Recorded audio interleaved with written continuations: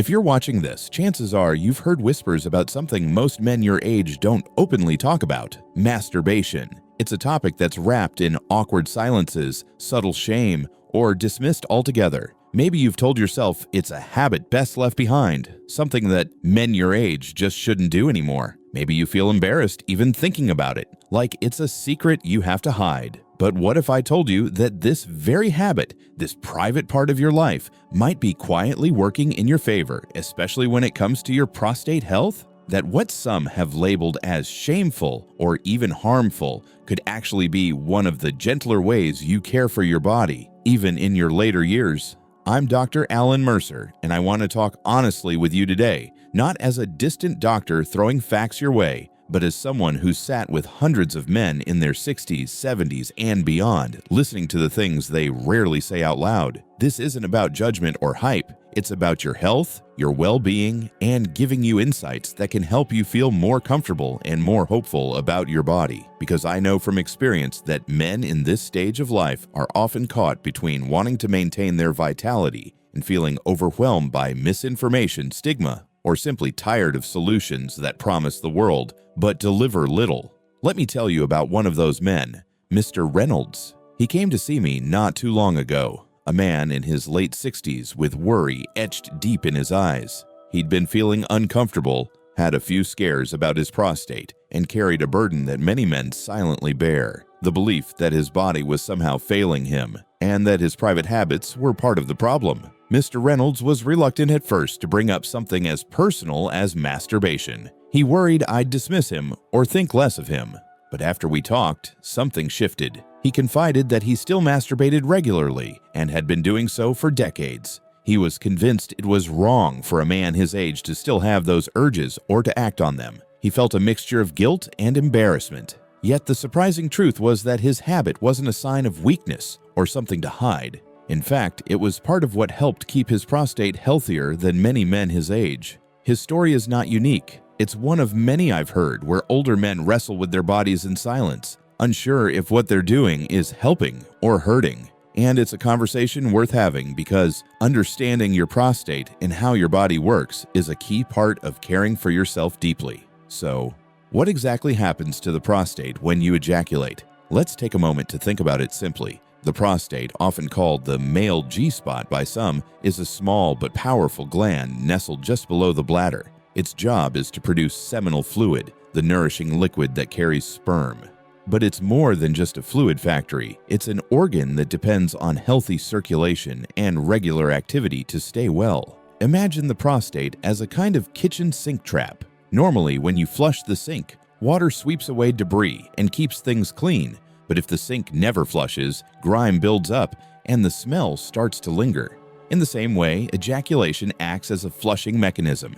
It clears out old fluids, toxins, and cellular waste that can accumulate in the prostate over time. When there isn't regular release, whether through sex or masturbation, these fluids can stagnate. Stagnation in the prostate can lead to discomfort, inflammation, and some research suggests it might even play a role in increasing the risk of prostate issues, including cancer. But this flushing isn't just about mechanical cleaning.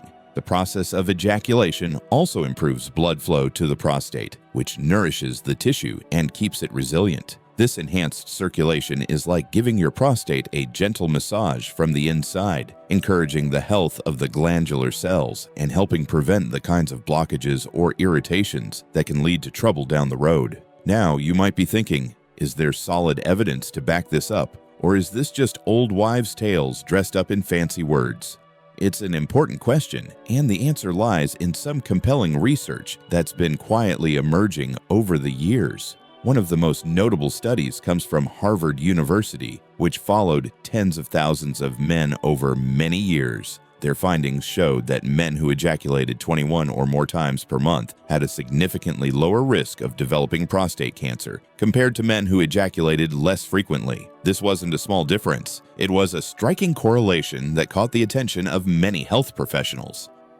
Beyond cancer risk, other studies have found that regular ejaculation can help with stress reduction and improve sleep quality, both of which are essential for maintaining overall prostate health. When you think about it, this makes sense. Sexual release triggers a cascade of hormonal and nervous system responses that ease tension, release endorphins, and calm the mind. For men dealing with the pressures of aging, loneliness, or even chronic health concerns, these benefits aren't trivial. That said, it's vital to remember that this isn't a magic bullet. Masturbation or ejaculation in general isn't a cure-all for prostate health or aging. It's one piece of a much bigger lifestyle puzzle that includes diet, exercise, mental well-being, and regular medical checkups. But it is a piece that deserves to be spoken about openly and without judgment, especially since silence and shame can keep many men from exploring a simple, accessible way to care for themselves. There is, however, an important line to draw, a line between healthy self-expression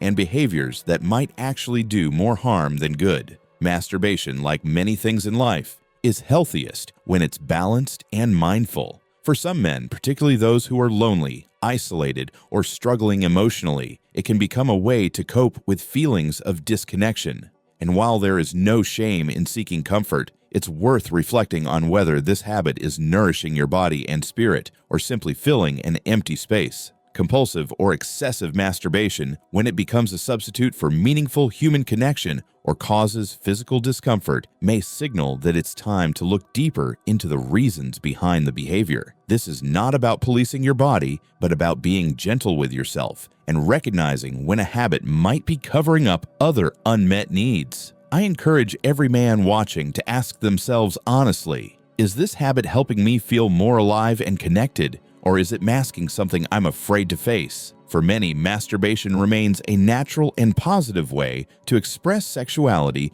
and care for their bodies well into older age. It's a way to honor your needs and maintain intimate connection with yourself, especially when partnered intimacy might not be available. When approached with kindness and awareness, it can be part of a healthy routine that supports not only the prostate, but overall well-being. Understanding this balance is empowering because it shifts masturbation from a taboo or secret shame to a tool for self-care. That's why I always recommend pairing this habit with other lifestyle practices that support prostate health. Simple changes like regular physical activity, especially exercises that boost circulation such as walking or swimming, can dramatically improve how you feel. A diet rich in zinc, healthy fats, and antioxidants fuels your body's ability to maintain healthy prostate tissue. Hydration keeps everything flowing smoothly, and open conversations with your healthcare provider ensure you're not missing early signs of trouble. And let me add one more practical tip. Consider doing gentle pelvic floor exercises, sometimes called Kegels. These strengthen the muscles that support the prostate and bladder, improving control and reducing discomfort. They're easy to learn and can be done discreetly, even while sitting. Of course, no matter how much care you take, it's crucial to listen to your body. If you notice changes in your urinary habits, pain, or other symptoms, don't ignore them out of embarrassment. Reach out to your doctor. Remember, addressing these issues early often makes all the difference. So far, we've explored why masturbation, far from being a secret shame, can actually be a meaningful way to help maintain prostate health. We've looked at the anatomy, the science, and the personal stories that show us this is not some fringe idea, but a compassionate, practical approach to caring for yourself. And we've begun to untangle the complex emotional layers that surround this topic: the fears, the guilt, the loneliness that many men feel but rarely express. But there is more to understand, and I want to take you deeper. We'll talk about how to embrace your body fully and healthily at any age, and how simple, intentional care can restore your vitality and peace of mind. Stay with me. As we continue, it's important to acknowledge that navigating your body's changing needs in your 50s, 60s, and beyond is not just a medical journey, but an emotional one. Many men carry invisible burdens, shame about their desires, fears about their health, worries about loneliness that often go unspoken. But what I want you to hold on to is this: your body is not broken. It is not a problem to be solved or a mistake to be fixed. It's a living, breathing part of you that deserves kindness, respect, and understanding at every stage of life.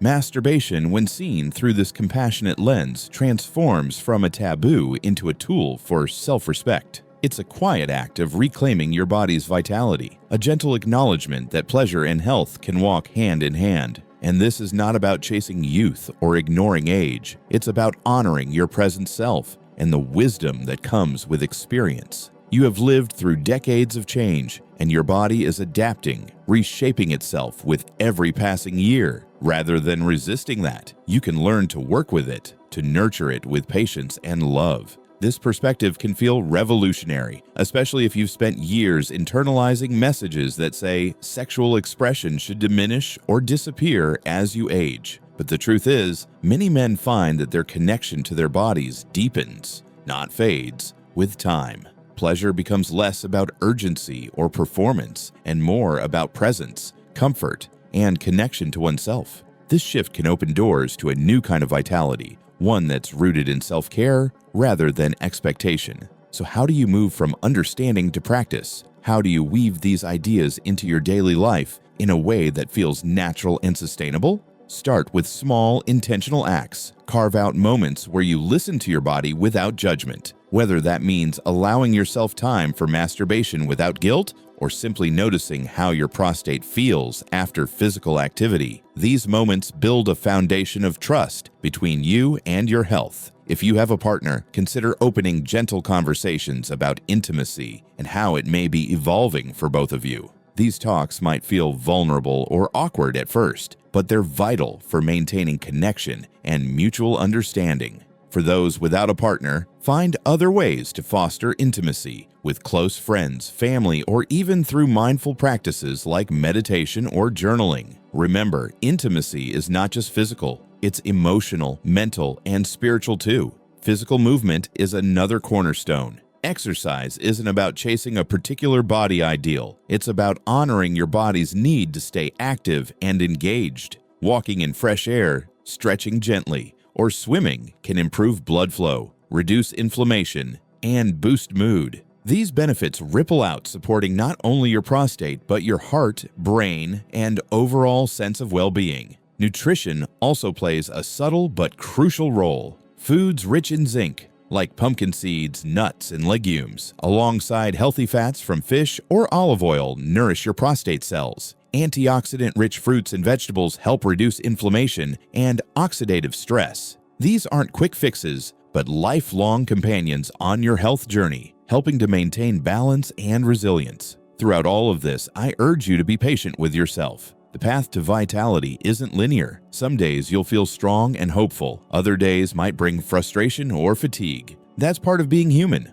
What matters is that you keep showing up for yourself with compassion, seeking support when needed, and recognizing the strength in vulnerability. In my years of practice, I've seen how men who embrace these principles often experience profound shifts, not just in their bodies, but in how they view themselves. They reclaim joy in movement, pleasure in intimacy, and confidence in their health choices. These changes ripple outward, improving relationships, lifting spirits, and restoring hope. You might wonder, is it really possible to feel this way again? The answer is yes. It's never too late to nurture your body with understanding and care. Your prostate health, your sexual expression, and your emotional well-being are deeply interconnected threads in the tapestry of your life. When one flourishes, the others often follow. As we draw to a close, I want to leave you with a simple but powerful invitation. See your body as a partner in your journey, not an adversary. Treat it with the gentleness it deserves and celebrate its resilience. Whether that means allowing yourself the freedom to masturbate without shame, prioritizing movement, nourishing your cells, or opening up to connection, each step is a gift you give yourself. If this conversation has helped you feel seen, less alone, or more hopeful, I encourage you to share it with another man who might benefit. Together, we can break down the silence and stigma that too often cloud these vital topics.